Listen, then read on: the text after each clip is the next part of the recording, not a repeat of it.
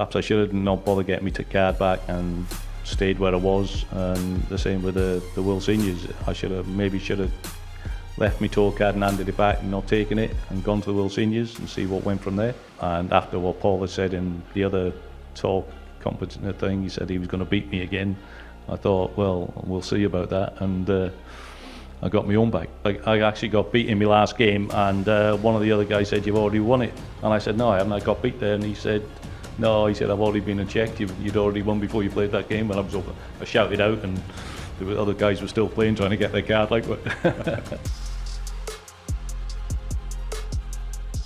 Hello and welcome to another Tungsten Talk here on the MODUS Super Series channel on Pluto TV. My guest today, and I am delighted he is joining me, is none other than Kevin Burness. Kevin, welcome. Thank you for sparing the time to talk to me. Obvious starting point, when was the first time you picked up a dart?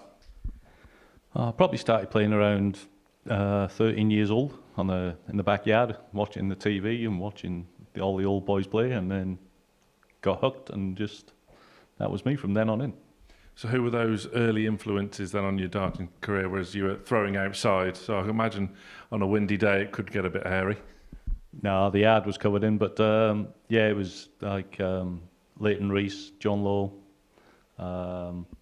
Bristow when he come along, and just all the greats. So from there on then, how did you go about really getting into the sport? I'm assuming local league, and from there on then, the love and the interest continued to grow? Yeah, I just played local leagues and local competitions. Was never interested in actually playing professionally or anything. Never played counties until I moved to Northern Ireland. What made that move to Northern Ireland, and then how did you go on to sort of progress your interest in the sport? I don't know. I hadn't played for a number of years before I moved over, and I went to the local pub. They were playing, and then they asked me to join the team, and played for them for a while. And then one of the other guys that run the team asked me to join the county team, and then I just kicked on from there. And kick on you did. Yeah. You went on to then spend some significant time in the BDO. Just talk to me about those early kind of BDO days, because they can be hard events to play in, early starts, yeah. Huge, massive fields. Yeah. Can you remember your first tournament, and what was that like? First tournament, probably going to the Masters qualifier in Hull. Was probably my first big one that I went to. And the fields were massive. It was unbelievable. But just didn't manage to make the stage sessions. But it was a good experience. And since then, I've travelled all over the world played for Northern Ireland and the country, represented for that. But yeah, it's a difficult tour being on the BDO. Very much so. And representing your country, and it's so prestigious, I guess, particularly in those kind of days in sort of peak BDO, I suppose. It must have been a huge honour. Oh yeah, it was a great honour to represent the country. Although I'm not actually from Northern Ireland, I'm from Wales. But yeah, to put the shirt on and represent the country was a big achievement for me. Yeah, nothing wrong with mixed countries. There's a lot of that in darts. As we'll come on to, someone you played in the World Championships, I vaguely recall, is guilty of that as well. But what sort of made you be enticed towards the PDC, where you eventually got a tour card? What was the decision making behind that? Was it sort of now or never, or was there slight annoyance maybe at the way the BDO was going, or what prompted that switch? No, to be honest, I never ever dreamt of coming into the PDC. It was just my mates and that. I was playing competitions and was winning nearly everything going around the area, and they were saying, you need to go for your tour card, and sort of nagged me into it. And in the end, I gave in and came over, and I got my card. You did, overcoming Q School, which it can be a horrendous experience for many. It's mental. It just tell me about it, because for those that don't know, just hundreds and hundreds of quality players from so many walks of life, and just so few tour cards and spaces on the Pro Tour available. It's arguably harder than a Pro Tour event itself. It's ridiculous, isn't it? Oh yeah, it's absolutely ridiculous.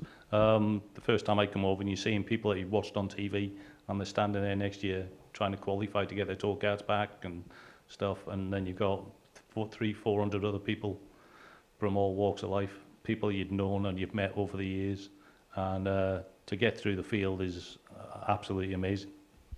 What were the emotions and what was the overriding feeling when you earned it? You got it. It was confirmed. It was done. You'd won your place on the PDC tour. Yeah, actually, I didn't think I had, because I actually got beat in my last game, and one of the other guys said, "You've already won it," and I said, "No, I haven't. I got beat there," and he said, "No," he said, "I've already been checked. You'd already won before you played that game." And I shouted out, and the other guys were still playing, trying to get their card. But it just goes to show how much it means to so many, and it doesn't get any easier from there on in. You've then got to go and play on the tour for 2 years, and you play in the world's best. Yeah. What was the atmosphere like? How did you go about preparing and walking into that room? Presuming it's Wigan. It's usually Wigan or Barnsley around that time. But that first time you walk into that room and there's your Taylors, your Van Barnevelds, all the legends of the game, and you're now competing with them. Trouble is, when I get there, I'm normally first in the venue anyway, so I was there before everybody came in. So they all sort of dwindled in after I got there. I was sitting there and shaking sort of thing at the time, and then people come and sat with you, and you met friends I'd met on MODUS from when we were in Southampton, and sort of made it a bit easier. Later on in your first year then, you won the really prestigious Tom Kirby over in Ireland, which qualified you for the Worlds. That, in essence, is a real slog in itself, I imagine. And you beat Mick McGowan, who was pretty much a regular winner of that tournament, and getting him to Ali Pali every year. But what makes that tournament so great and so unique? I knew Tom as well, Tom Kirby, and it was just an honour to play in the memorial competition. I met his wife and all the family and stuff, and it's just a privilege to get through that and win it. Was there a kind of, or what meant more, the actual winning that tournament or knowing that you'd qualified for the World Championships? Well, I was really overwhelmed of winning the competition, excuse my language. But making the Worlds for the first time, I've dreamt for it for years and never thought I'd ever make it. And making the Worlds, stepping on that stage for the first time was brilliant. It was quite a unique experience because of what happened in the first leg. It was the paracut. The lights went out. So obviously you'd been building up to the big moment, huge crowd, biggest stage of them all. Yeah. You're playing Paul Nicholson, who, Welshman from Northern Ireland. Yeah. The most Geordie Australian I've ever met. But yeah, how did that sort of disrupt things? Obviously, it didn't disrupt you too badly because you went on to win pretty comprehensively and cost poor Nico his tour card. But yeah, I'm guessing it's not the way you imagined it with the lights going off. No, I wasn't. I thought Paul had paid somebody to do it because I was sort of in the lead at the time, and the next thing the lights go off, I thought Paul had slipped somebody a fiver or something. But yeah.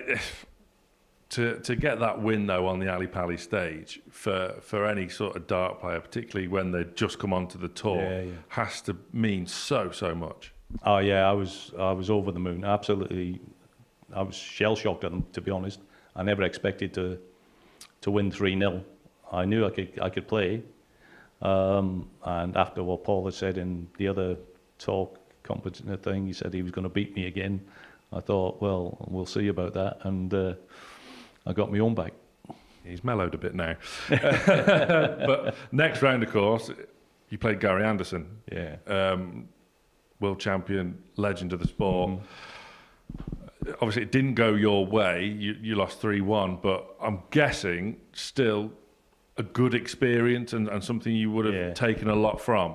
Yeah, Gary's one of my idols. I've played Gary over the years, even when he was in the BDO and stuff. And to be on the stage playing against him was an honour. And to be honest, I should have won the first set. I missed doubles to win the first set. Won the second set quite easy.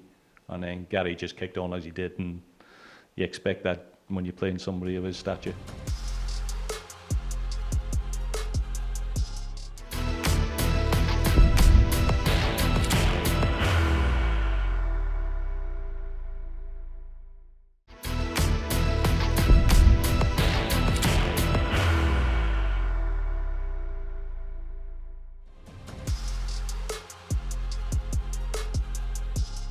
How difficult is it when you've sort of had your first year on tour, bit of a free hit, whatever happens, happens, sort of thing, nothing really to lose, everything to gain.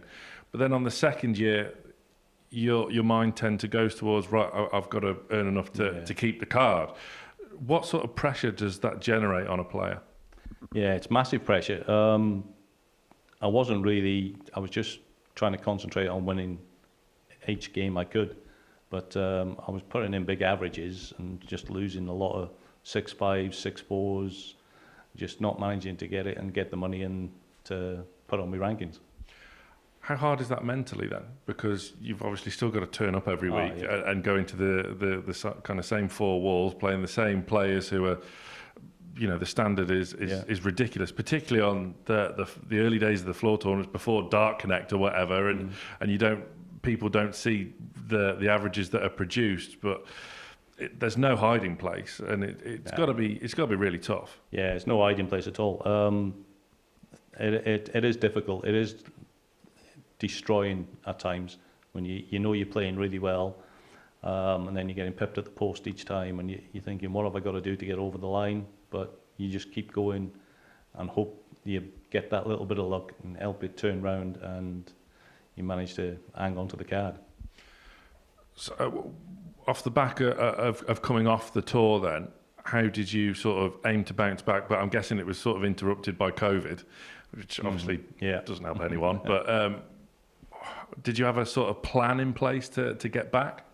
No, I didn't. I just planned on going back to Q School the following year when it came round.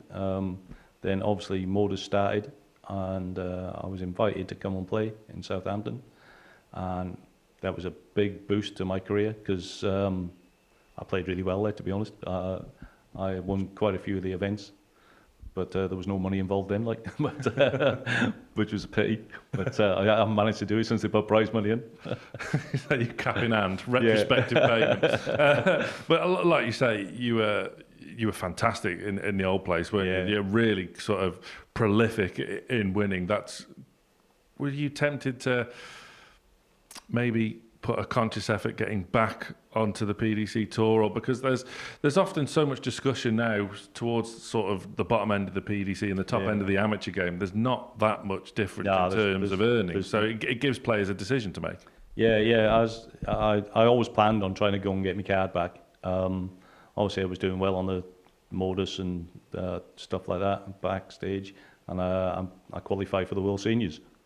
The first time that was going to be televised, and then I went to Q School and won my tour card and I wasn't allowed to play. But that was life.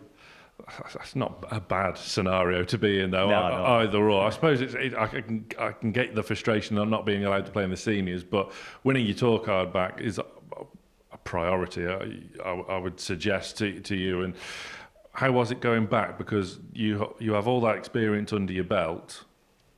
Was the mindset different this time around?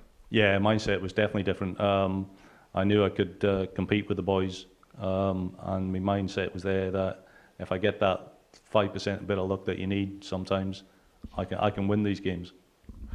Obviously, when you were on the tour, that means you couldn't come here. Yeah. Where obviously down the road you were prolific. That's it. Was there a time where, like I mentioned earlier, there's obviously a decision to be made now for players with things like the ADC and here and WDF, of course. But when you sort of, for want of a better phrase, struggle on the PDC, is there not a kind of look of envy towards something like this and think, I could be winning weeks and series here?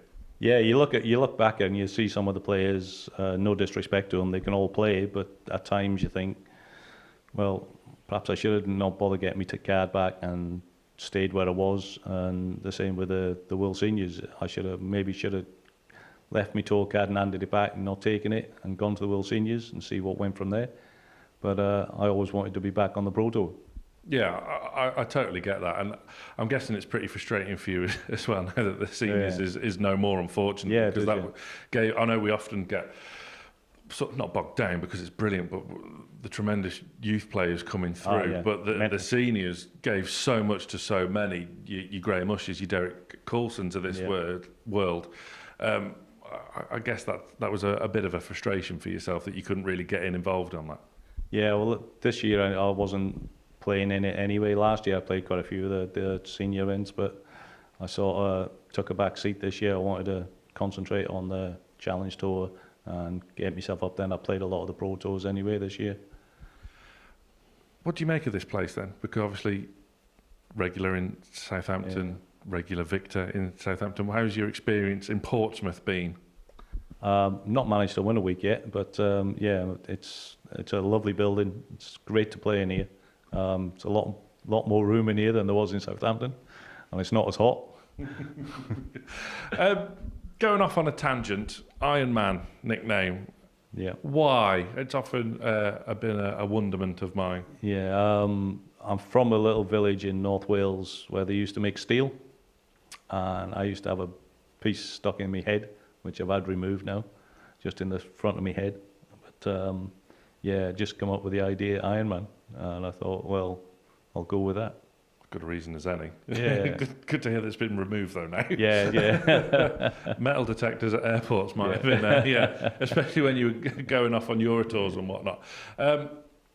Again, we talk so often about the youth coming into this game, but as I say, there's still plenty to be had, and players, arguably, some players don't hit their peak till their 50s. So, plans for the future, ambitions for the future, what really burns for Burness? Yeah, I just carry on going to Q school again, January, try and get my tour card back again. 50s, I'm nearly 60 actually, but I will be 60 by Q school comes round, so yeah, hopefully the 60s will be my time. Yeah, players still play well in their 60s as well. Yeah, that's it. Well, Kevin, thank you so much for joining me. It's been an absolute pleasure talking to you. That is all we've got time for on this edition of Tungsten Talk. Thanks again to Kevin Burness for joining me, and stay tuned for another episode of Tungsten Talk.